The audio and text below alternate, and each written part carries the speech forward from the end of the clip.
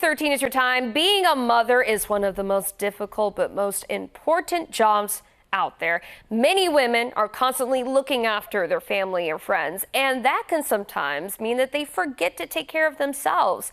So ahead of Mother's Day weekend, we are taking a closer look at the challenges they are up against. I'm joined live by Dr. Priya Batra, a women's health psychologist with Kaiser Permanente, talking about how we can support the moms in our lives and some important self-care tips for mothers out there. Good morning. Thank you so much for joining us, Dr. Batra.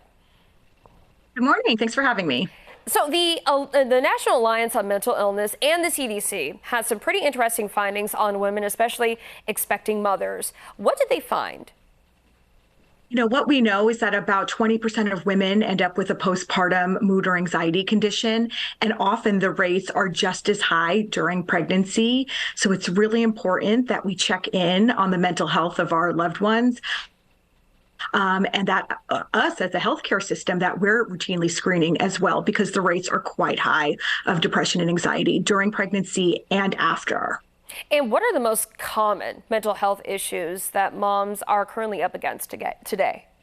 We really want to know how they're feeling in terms of their mood stability. If there is depression, if there's elevated mood, which is a lot less common, if there's high anxiety, and if there is continued use of drugs and alcohol, which can be so stigmatized. And really, around this whole topic, we want to decrease the stigma so that we feel comfortable speaking up when we're suffering with these conditions. Sure. Now, is there a difference between new moms versus moms like mine who have 3 kids that are older and still manage to give her a lot of gray hair? There really can be. When you are a new mom, we call that phase of life matrescence. It is a complete overhaul of your life. And so there's so much overwhelm. There's such a steep learning curve, and there is just so much novelty. So for most of us, change really can alter our emotional stability. So yes, new moms are really figuring out how to do a brand new job, take care of the human, have their autonomy kind of stripped down, and doing it all while sleep deprived. As our children get older, their problems get a little bit more complex, maybe a little bit less routine.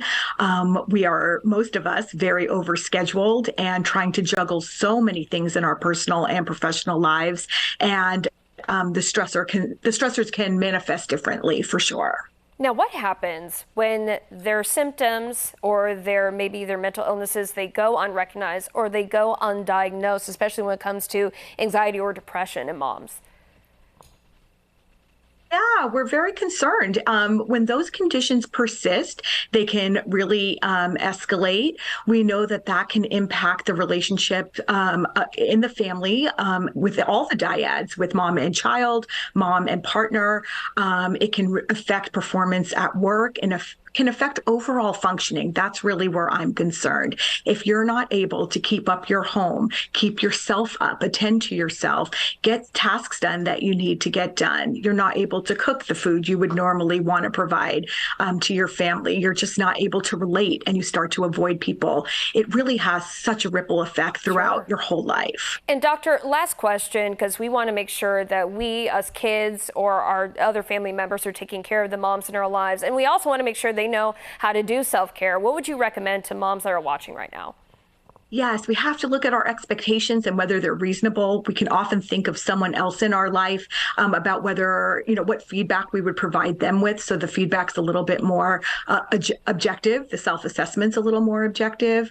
We have to schedule time to do things for ourselves.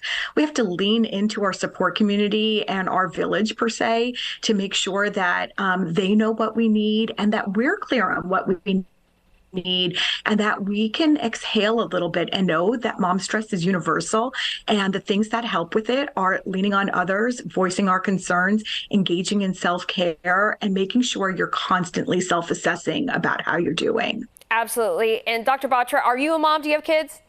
I am. Well, happy Mother's Day ahead of time. Thank you. Thank you so much for all that you do for your kids and really for the community, taking care of them and giving this advice. We appreciate your time. Have a great rest of your morning.